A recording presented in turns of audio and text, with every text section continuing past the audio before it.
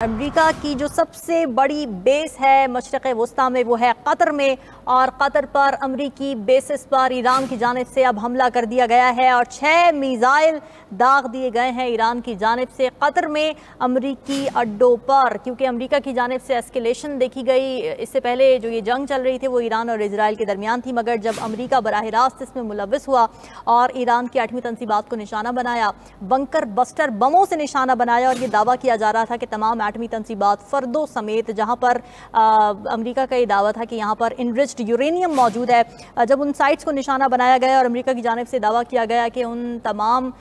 चीज़ों को तबाह कर दिया गया है, वो तमाम साइट्स मुकम्मल तौर पर तबाह हो चुकी हैं, तो उसके बाद ईरान की जानिब से सख्त रद्द-ए-अमल सामने आया था और पूरी दुनिया ही रिएक्ट कर रही थी इस चीज़ के ऊपर। मुख्तलिफ हमें ब्लॉग्स बनते हुए भी नज़र आया। पाकिस्तान की जानिब से ईरान को सपोर्ट किया गया, मशरक़ वस्ता के भी मुख्तलिफ ममालिक, इस्लामी बरादर ममालिक ईरान को सपोर्ट करते नज़र आ रहे थे। मगर अब ये देखा जा रहा था कि क्या ईरान अब इजराइल पर ही हमला करेगा, क्या वहीं तक रुकेगा, या फिर अमेरिका को भी जवाब दिया जाएगा। और अमेरिका को अब जवाब दे दिया गया है, क्योंकि ईरान ने कतर में अमरीकी अड्डों को निशाना बनाया है और 6 मिसाइल दाग दिए गए हैं अमरीका की, क्योंकि मशरक़ वस्ता में मुख्तलिफ मकामात पर मुख्तलिफ ममालिक में बेसिस मौजूद हैं। ईरान के पास ये सलाहियत नहीं है कि वो अमरीका को डायरेक्टली टारगेट कर सके, डायरेक्टली हमला कर सके, क्योंकि फ़ासला बहुत ज़्यादा है। मगर यही एंटिसिपेट किया जा रहा था, यही स्पेकुलेट किया जा रहा था कि जो मशरक़ वस्ता में अमरीकी बेसिस मौजूद है, जहाँ से अमरीकी मिलिट्री ऑपरेट करती है, मुख्तलिफ ममालिक में अमरीकी मशरक़ वस्ता की जो मुख्तलिफ ममालिक हैं वहाँ पर अमरीकी बेसिस के थ्रू ऑपरेट किया जाता है। कोई भी मिलिट्री ऑपरेशंस अगर करने होते हैं तो यही समझा जा रहा था, यही तवक्कुआत थी कि ईरान की जानिब से इनमें से किसी अमरीकी बेस को निशाना बनाया जाएगा। और जो सबसे बड़ी बेस है जो कि कतर में मौजूद है अमरीका की, ईरान ने उसका इंतखाब किया और ये मनाजिर आप इस वक्त देख सकते हैं।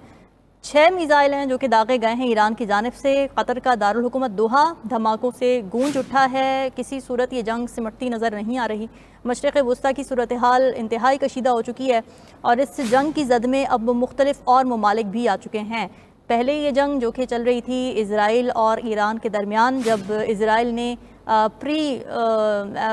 एंटिसिपेटरी प्रीएम्प्टिव स्ट्राइक्स की थी ईरान के अंदर, ये कहते हुए कि ईरान एटमी हथियार बनाने के बिल्कुल करीब पहुंच चुका है। और हम ये देख रहे थे कि जो हमला था ये ऐसे वक्त में किया गया था जब अमेरिका और ईरान के दरमियान न्यूक्लियर डील चल रही थी, यानी मुज़ाकरात की मेज़ पर दोनों ममालिक मौजूद थे। मगर IAEA की एक रिपोर्ट सामने आती है जिसकी बेसिस पर यह हमला लॉन्च किया जाता है कि ईरान बिल्कुल करीब है एटमी वेपन बनाने के, और इस वजह से इजराइल प्रीएम्प्टिव स्ट्राइक्स कर देता है ईरान के अंदर। मगर फिर IAEA के जो सदर हैं, जो डायरेक्टर हैं, उनकी जानिब से ये यू टर्न ले लिया जाता है। वो खुद ये तस्लीम कर लेते हैं कि वेपन के करीब नहीं है, लेकिन बस एक परसेंटेज बताई गई थी कि जो अफजोदा यूरेनियम है उसकी परसेंटेज एक ख़ास हद तक पहुंच चुकी है, मगर वेपन बनाने के लिए वो तैयार हैं, इस बारे में कोई जिक्र नहीं था।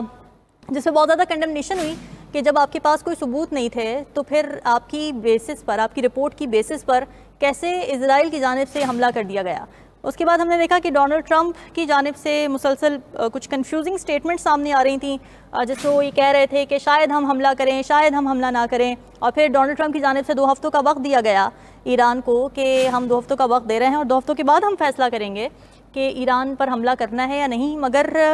डोनाल्ड ट्रंप ने अपनी ज़ुबान से भी पलटा खाया, उन्होंने भी एक यू टर्न लिया और 2 हफ्तों का वक्त अगले ही दिन हमने देखा कि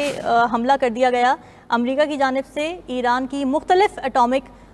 तनसीबात के ऊपर। और बड़ी अहम तनसीबात थी जिनमें फ़र्दों को सबसे ज़्यादा अहम समझा जा रहा था, क्योंकि ज़ेरे ज़मीन 300 फिट की गहराई में ये न्यूक्लियर बेस मौजूद थी। और ईरान की जानिब से तो यही कहा जाता था कि यहाँ पर रिसर्च साइट्स हैं, मगर अमेरिका की जानिब से और इजराइल की जानिब से और इंटेलिजेंस रिपोर्ट्स की जानिब से यही बताया गया कि वहाँ पर यूरेनियम अफजोदा किया गया है और बहुत बड़ी साइट है और यहाँ पर न्यूक्लियर वेपन हो सकता है।